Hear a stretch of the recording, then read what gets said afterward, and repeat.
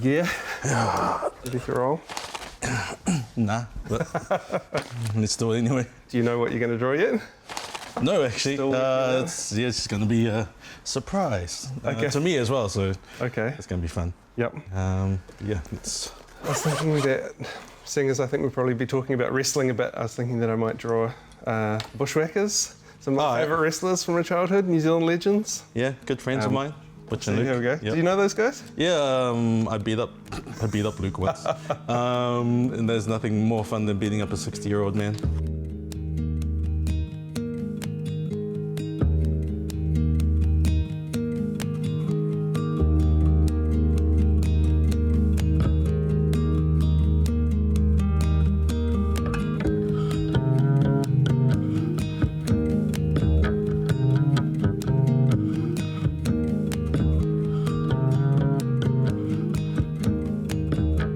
Correct me if I miss anything, I'll try and remember everything. You are an artist for WWE Comics, artist for Marvel Trading Cards, co-creator of Headlock, the comic series. You're also a pro wrestler, the former IPW champion, the illustrator of a whole bunch of Pacifica kids books, ambassador for Duffy Books and Homes. Yes. And on top of that, you're a top-level Tekken player, and you're also a big part of Arkham City Comics, where we're sitting, obviously. Yep. Did I miss anything? That I'm very handsome. Yeah, pretty much that covers most of what I do. Yeah. Yeah, I'm very fortunate to have a life where it's revolved around comic books, wrestling, and video games. As someone who loved to do those things as a kid, I get to do those as an adult. Were you always a drawer as a kid? Like, were you into it when you were little? Hell yeah. I fell in love with comics when I was a little kid. Most kids, just kids in general, just love to doodle. Yeah. Right?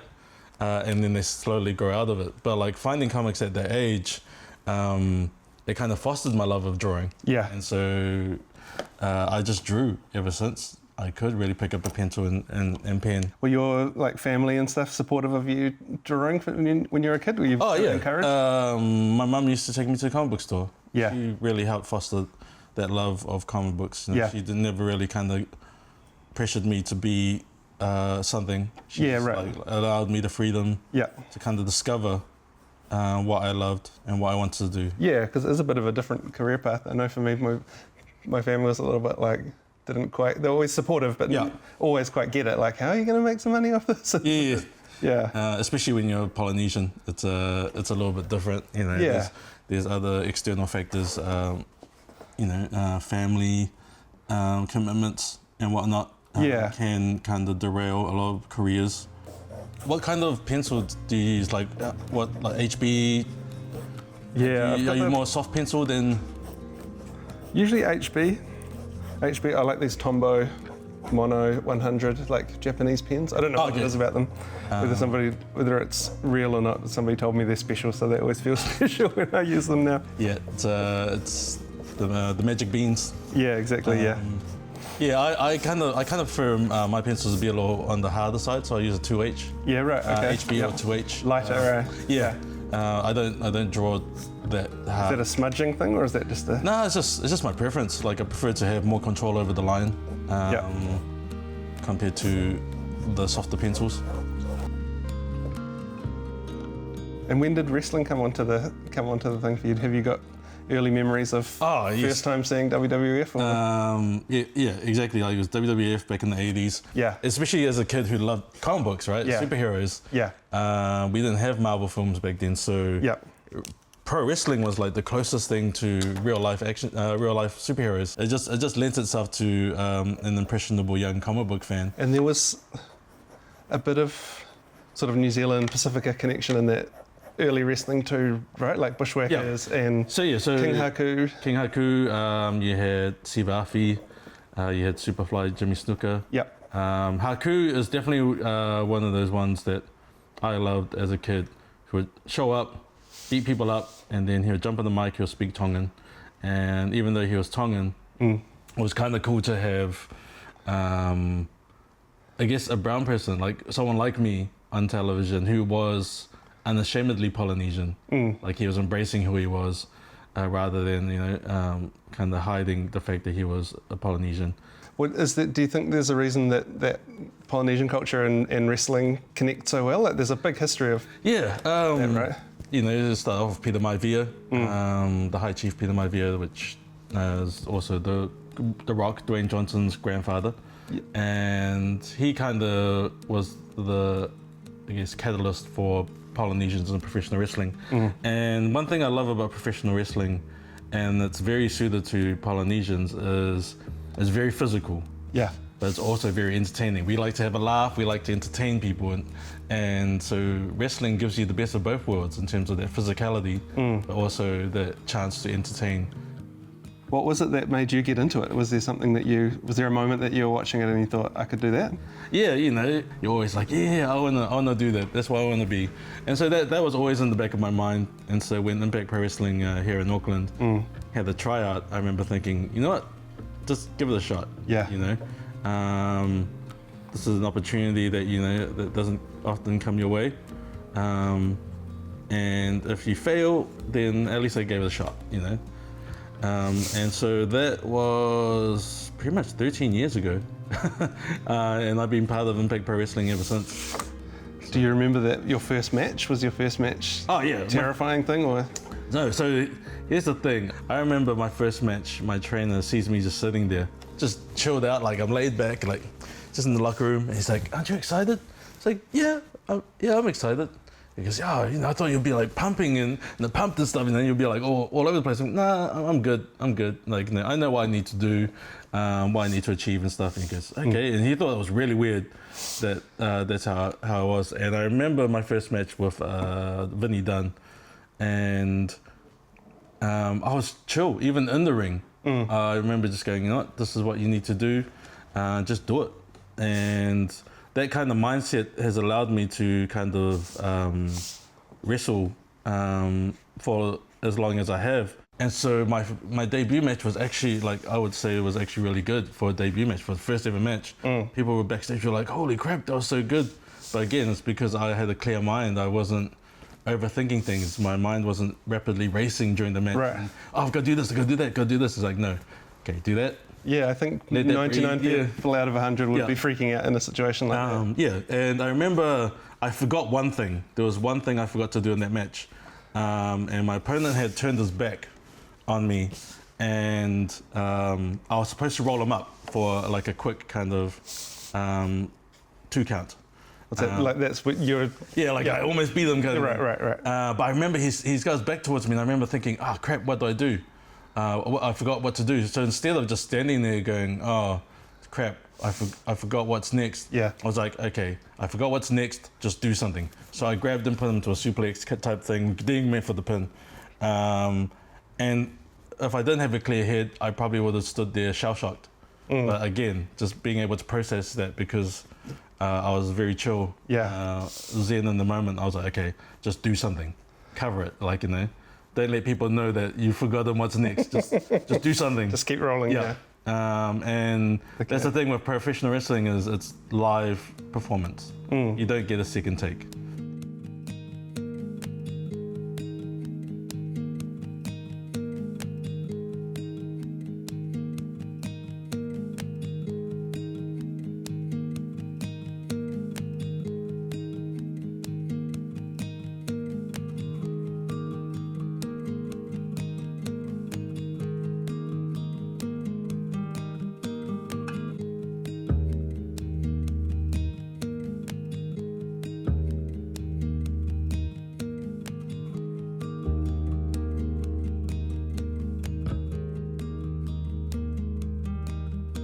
The reaction's the thing in wrestling, right? Like, yes. The goal is to be getting the crowd on your side or the crowd like pumped up, right? Yeah, professional wrestling is like any other art. You know, you try and elicit a reaction from your audience, and and if the crowd don't care about what you're doing, then you're not doing your job. You know, you're not creating art, and that's how I view professional wrestling.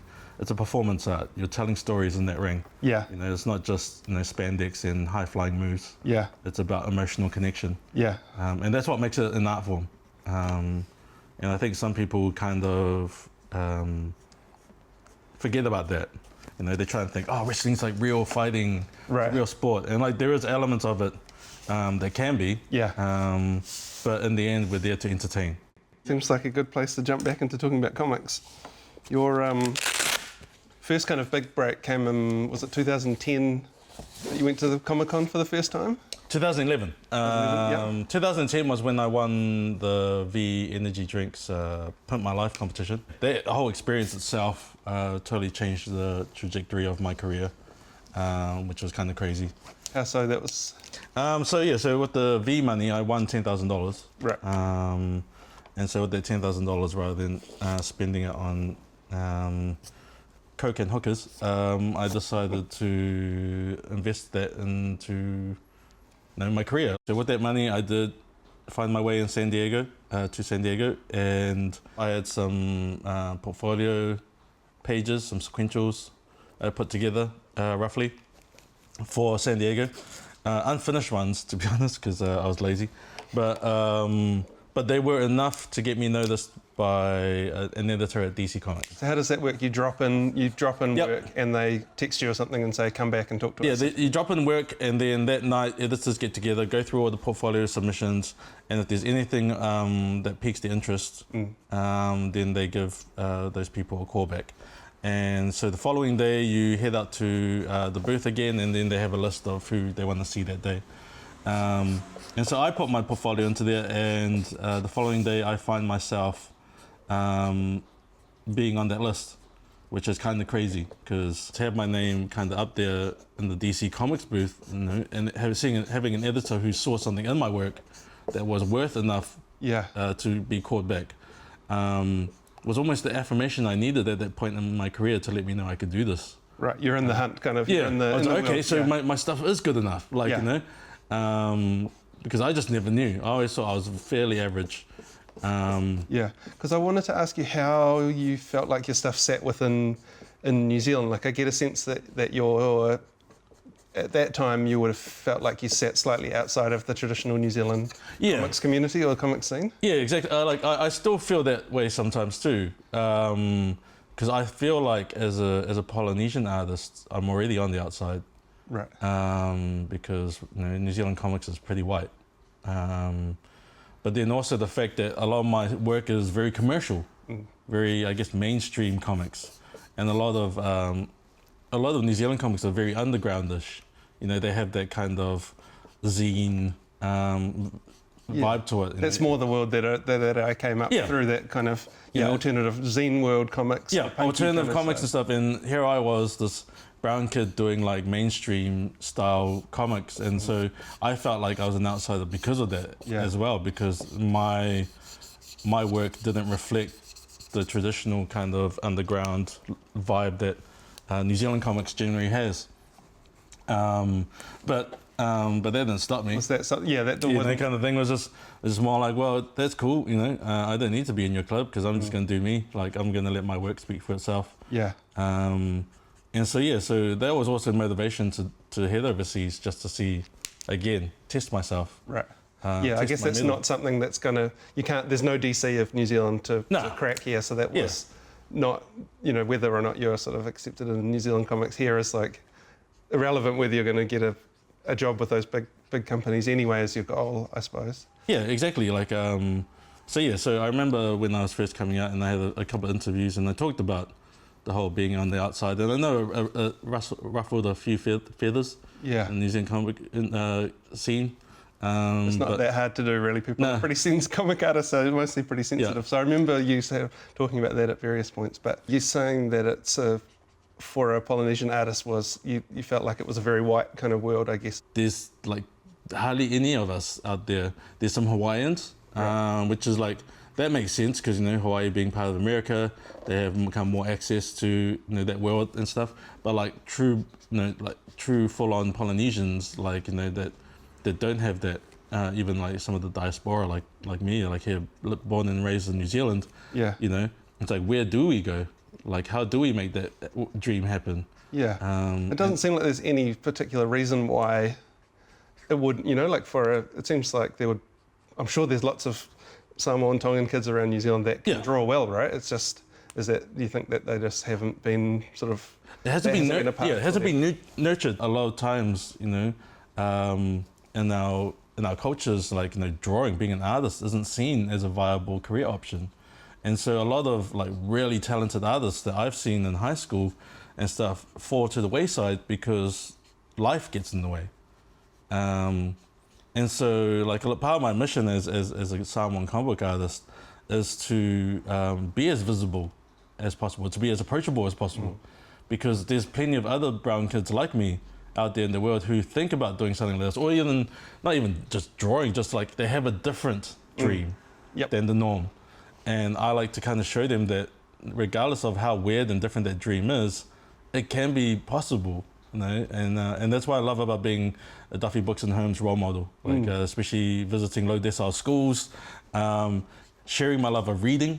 Comics really foster my love of reading, but also drawing. And showing these kids that, you know, things are possible. Like, you know, but like, you know, it's not easy. Like I'm saying, you know, saying stuff like, you know, it's possible, but there's a lot of hard work. There's a lot of sacrifice to be made to have that, you know, kind of happen, and a lot of chance, a lot of luck in taking those chances. Yeah. So Duffy Books and Homes. Could you explain quickly what that is? Yeah. So Duffy Books and Homes is a charity which provides books for low decile schools, founded by Alan Duff. So you're going into the schools and encouraging kids to be reading and kids to be like showing them what's possible through reading, through knowledge, through their interests and stuff, like, and that's something that's very near and dear to my heart. Kind of being a positive role model for those kids. Oh, I wouldn't say I'm a positive role model, but some kind of role model, because I'm one of the worst people. So yeah. But I imagine just meeting someone like you, say for all those kids at those schools, must be super encouraging. Like there must be little Michels out there that are sitting at the back of the class that love their drawing, or like you're saying, they want to write a play or they want to do something a bit different. That I imagine you rocking up to their school would be massively encouraging for them. Yeah, that's the goal. Like essentially, like my goal as like a Duffy Books and Homes role model, or just as an advocate for comic arts as a Samoan kid, is to try and be the person I wished I had growing up, letting me know it was okay to do this stuff. Yeah. So that's kind of my motivation, is about servicing that little kid that I was. Yeah. That's and pretty cool. Do you talk about the wrestling stuff as well? Like does Lager make it? So I have a way that I kind of share my story. I have a slideshow because as an artist, like, you can't just talk about your art. The kids got to visually see their work. Yeah. And especially when you know, I've done stuff for the school journals as well. But yeah, it's just it's one of those things where I just kind of go out there, show my slideshow, talk about my comic work, and then right near the end, I kind of talk about how as an artist, you know, you bring ideas to life, and you know, and one of those creations that I've brought to life is a certain character. And so I hide behind something, put on the mask, come out, and I talk to the kids about how I'm a professional wrestler. Could I meet Lager? Like, is it different to talk to Lager to talk to Michel? It's definitely an experience. But if you do want to talk to Liger, I know he is lurking out the back. Okay. That's what Ligers do. Yeah. So give me a couple of minutes and I'll go. Sure, I'd love to meet Liger. I'll go see if he wants to come and talk to you. Okay. So let's get this going. Cool. That sounds great.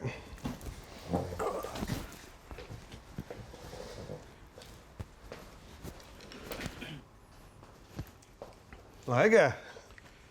Toby. So shake your hand. No. Yeah, I don't know what kind of germs are on their hands, so I'll just let it be. Well, it's nice to meet you. I know you're the former IPW champion. You're coming back. Don't bring that up.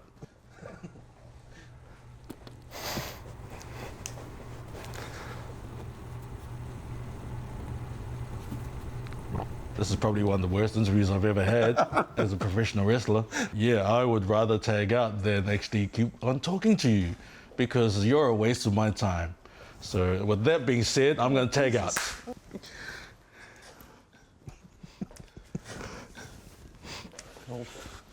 So what did I miss?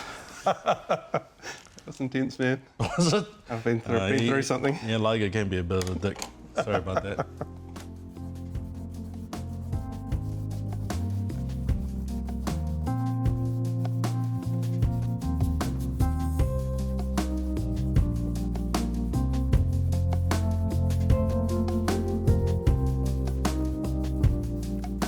So you've collaborated with David Riley a lot too, the Reading Warrior books, right? The Samoan Heroes, Tongan Heroes. Are they something that have been satisfying to do? Or?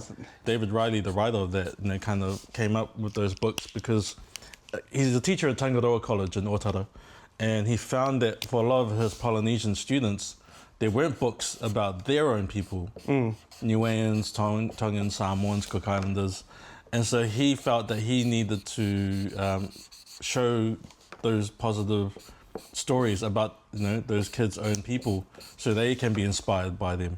Yeah. Did you have books like that growing up, or is that something you feel like you wish you had those books? Exactly. That's why I was honoured to be a part of those books, because I also identified that there was a hole in that market, like in terms of providing positive role models for the various Polynesian islands. I imagine they'd have a huge impact. There'd be some kids on there that are just blown away by those books. Like, for me, like I just really loved not only being able to illustrate the stories, but also learn about my own stories themselves while illustrating them. So, there was a whole bunch of like legends that I didn't know about that I got to illustrate. Yeah. And so I learned those stories at the same time, and that was part and parcel of working on that, and I really enjoyed that, learning my culture. Yeah, that's cool. The other thing that I wanted to ask you about, of course, is the WWE Comics. Of course. Full circle, yeah. Yeah, do you remember the day that you first got the call up there? Like, was it an email or something that you got that was... Oh, yeah, so I got an email, 2016, October, I know, because, September, sorry. I know this because I was traveling Australia for a couple of conventions when I got the email. And so what was happening was Samoa Joe, who's a current WWE superstar, and I've done some work with him on Headlocked. He was asked to write a story for the WWE Comics alongside my mate Mike, from Headlocked. And they were asked by Boom Studios, who published the WWE Comics, who they'd like to draw the story. And they both said me. So Boom Studios hit me up, gave me the rundown. They're like, hey, we've been told to hit you up. Can we get a couple of pages just to see if you're right for the story?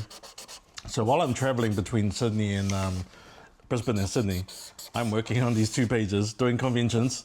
I also managed to do karaoke while also with some friends, and I still managed to get pages done because I could see how fun this was going to be. And I did the 2 pages, they loved it, and they wanted me to do the rest. Cool. And were you nervous doing those pages, or were you like, this is my shot, or were you confident? Or I was chill. Like, I knew that I had to get this done. I had to get it done well and quickly. But I never really had the pressure of like, oh, if you stuff this up, you're done. I just knew, okay, this is an opportunity that's presented itself. Attack it with all you can, and we'll see how that goes. Yeah. And so that was kind of my my foot in the door in terms of doing some of the WWE work. And so I've done about 4 WWE stories now, and I've gone to draw The Rock, kind of The Rock. Couldn't actually draw his face, but I drew The Rock. How come you weren't allowed to draw The Rock's face? How come I couldn't draw The So from what I could gather, the Boom Studios didn't have the likeness rights of The Rock. I think they could use him on the cover, but they couldn't draw him in the actual book. And so in the script, I had to draw Stone Cold versus The Rock, but I had to find creative ways of drawing The Rock without drawing The Rock. So now behind the back shot. So is that just in the moves? You've just got Stone Cold giving him a headlock. So got limbs kind of obscuring his likeness and stuff. But yeah, like it was just interesting. I felt like I had mastered the art of drawing The Rock without drawing The Rock by the end of it. Yeah.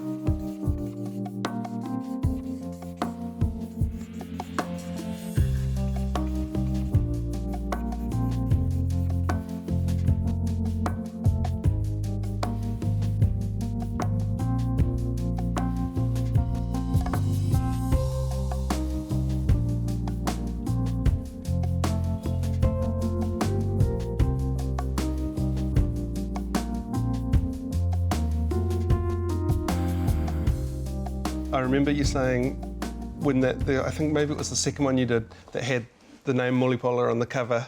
It was the first one. The first one. It was the first one. Yeah. So it was weird because it was something I never took into consideration. But once I saw my last name on that book, it made me realize all the sacrifices that my grandparents made to bring our family to New Zealand.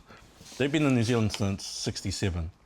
And to see me kind of carrying that name, representing that name, and seeing it in print on the cover of... It's not just you, it's Mulipola. It's like a lot of people. It's not me, it's my family. And in Samoan culture, you know, your name, your family is everything. Yeah. You know, and to kind of represent that worldwide, because that comic was released all over the world and was sold out. So like that feeling, I remember I teared up a bit because it was an unexpected feeling. That sense of pride that I honored my grandparents, you know, by carrying their name, their legacy. When you're wrestling, are you worried about injuring your hands? Like, is it... It's funny because a lot of people actually ask that, like, oh, are you afraid of being injured? And the thing is, when I'm a wrestler, I'm a wrestler. When I'm an artist, I'm an artist. I don't think about injuries or like, oh, I got to protect my hands. They're so delicate. I need some Palmolive. Like, it's more about when I'm in that moment, I'm the wrestler. Because if I'm thinking too much about life outside of that ring, like, oh, if I injure my hands, I can't draw anymore, then I injure my hands because it's always in the back of my mind. So I kind of shut out the artist and stuff when I am in wrestler mode, and then afterwards, you know, it's a bit of both. But in each kind of arena, that's who I am in that moment. One of the biggest things in wrestling is concussions. So I'm very fortunate to have a coconut head. So I've in the 13 years that I've been wrestling, I have not suffered one concussion. Right. So it's a bit of technique and a bit of genetics that saved me. So yeah. Got the chin. Yeah. And the Marvel trading card stuff is a similar sort of did they see the WWE work? No, so I remember asking them, an email just came out of the blue asking me to illustrate some sketch cards for Upper Deck and their Marvel series. And they're so much fun. Have you got favourite characters to draw? Marvel characters? The first lot I did, they gave me cards which had the names of the characters, so I had to draw those characters. But the last two, I've had free reign to kind of draw whoever I like. And this latest series I did was the Marvel Cinematic Universe, 10th anniversary cards. And so I had 30 to do. And I remember thinking, well, no one gives love to the bad guys. So I ended up drawing 20 bad guys and 10 good guys. Cool. And that was so much fun. Is it more fun to draw the bad guys? Oh, it's always more fun to draw the bad guys. Hey, how's your drawing going, man? Are we just about done? I'm just putting on the finishing touches now. Cool. I think I'm just about done. I was actually wondering if I could try out your Copics. Have you got a little like mid-grey or something? Yeah, I have warm and cool greys. Little warm grey maybe? Yeah, there you go. So yeah, warm greys, cool greys. I don't really need to do this, but I'm just a bit jealous of your Copics. I thought we got two ends. Oh yeah. Yep.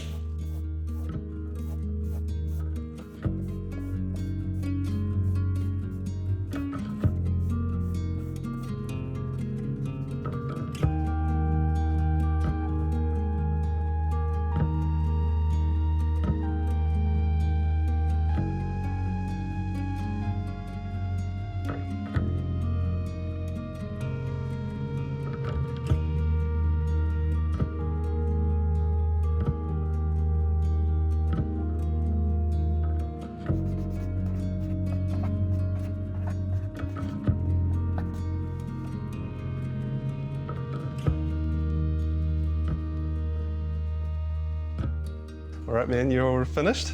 Yeah, I guess so. Should we do the reveal? Yeah. You ready?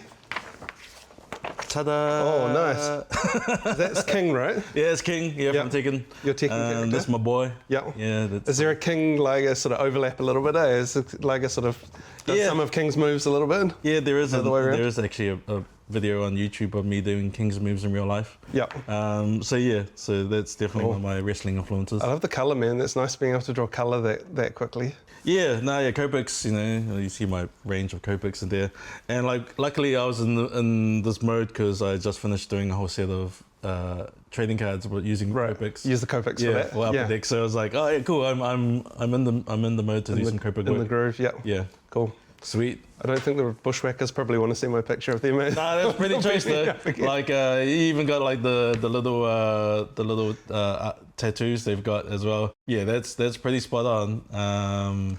They're funny characters, those two. They're sort of a comedy team, really, for like American audience. They were a comedy team for the American audience, for WWF especially. Yeah. But before that, they were hardcore deathmatch wrestlers. Like because they weren't young when they were in WWF even, right? They'd been around for a while. They'd been around for a while, so it was kind of weird having these really violent wrestlers come into WWE and be comedy relief, act. But that's the joy of professional wrestling. Like, it's like the circus. You know, you have strong men, you have clowns, you have the acrobats. There's something for everyone. Yeah. And that's what I love about professional wrestling. Awesome. Well, thanks so much for chatting today, man. I feel like that was really fun. Thank you for having me. Great to draw, great to chat. Yeah, hopefully this brown face doesn't get this cancelled. But yeah, that was a lot of fun. I really enjoyed hanging out and drawing with you. That was very cool, man. Thank you very much. Thank you.